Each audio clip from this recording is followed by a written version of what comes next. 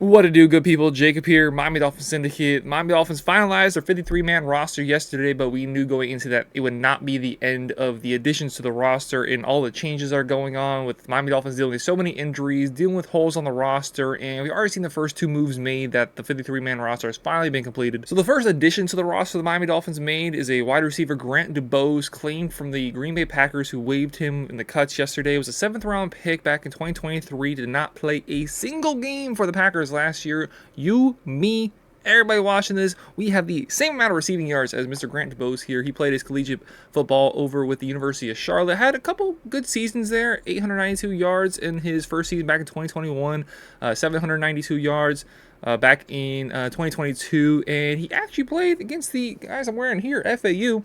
Had a really good game against FAU when they played each other in 2022, was a leading receiver for Charlotte, 4 catches, 89 yards, 2 touchdowns. Okay, what does this mean? Is he going to help the team out that much? Probably not. The Dolphins are very, very, very, very thin at the wide receiver position. Those of you who saw Donovan's video yesterday or just watched the releases as they came, the official post from Miami Dolphins, when the cuts were done, you would notice that there are 4 receivers on the roster. That being Tyreek Hill, Jalen Waddle, Washington, and Braxton Berrios. That's not, you can't do that. You cannot afford to go into the season with just 4 wide receivers on the roster, and obviously a lot of that has to do with the injuries, and also just not a lot of guys worth keeping. Also, FAU's own Jaquan Burton obviously got cut yesterday, so tears for that one. Wasn't expected to make the roster, but it is what it is. There was not a lot of guys that were worth keeping just on the basis of, oh no, he might get picked up. The one guy you could argue that for is Eric Ezukama, but one career catch in the NFL, dealing with a lot of injuries, especially back injuries that really we don't know what to do with, we don't know why it's happening, is not really something that other teams are going to look at as a must-have asset. So the Dolphins were obviously going to have to come into these next few days, find receivers on the market, find receivers that were already on the team that they cut, bring them back to the practice squad. You do that here with DuBose. He's a guy. He's going to come in. He's going to run some routes. It's not exciting, but it is a signing. We do bring him in. Didn't do anything at all last year. Did not appear in a single game. There are talks going on right now about the team bringing back Eric Ezukama to the practice squad, which I fully expect to happen. The team is going to have to find a few more players, but the wide receiver position is clearly the most barren position on the team right now, that they have to go out and find guys with, again, just 4 dudes on the roster. So I expect them to bring Eric Ezukama back, and somebody that, when was cut, crossing your fingers he wasn't picked up by another team, bringing him back to the practice squad, is Nick Needham. He gets brought to the team. Obviously had a great rookie season as an undrafted free agent. One of those big stories of a guy who comes in as an undrafted free agent and works his way up the depth chart, eventually gets a starting spot, eventually gets in a contract extension, not a massive extension, but any sort of new contract as a undrafted free agent or one of those lower round draft picks, you'll take it. Nick Needham, great story. Had the Achilles tear a couple seasons ago. Last year, just never amounted to much, never really looked the same, never really got into the flow of the defense, came into the camp, really hindered, and I think that just affected his ability to get on the field, as he never got to show Vic Fangio what he could do. So he comes back to the practice squad. I do expect him to eventually work his way back into the starting rotation at some level, at some form.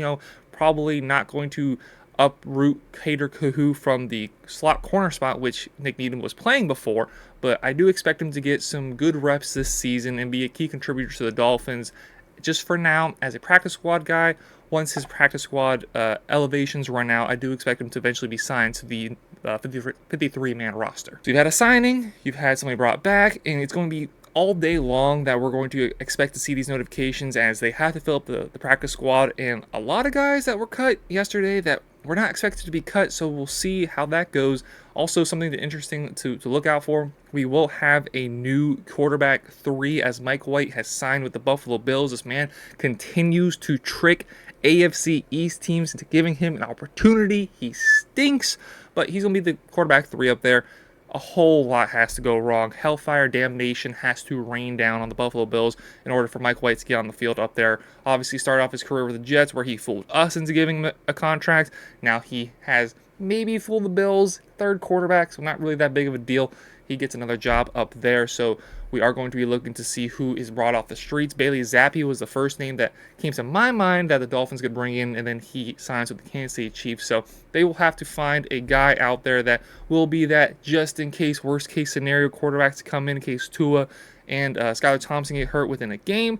So that's something to look out for. But the Dolphins, so far, bringing two guys, DeBose from the Packers, fifth wide receiver on the roster as of now, and bringing back Nick Needham to the team. Who are some guys you want to see the Dolphins bring back that they cut yesterday?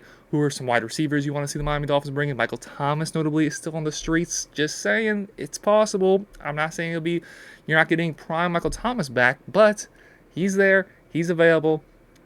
Potentially see the Miami Dolphins make it happen. Let me know who you want to see the Miami Dolphins bring in down below in the comments. Let us know what you think about these two signings. Appreciate y'all very much for watching. Like, subscribe. Have a great rest of your day. Go Dolphins.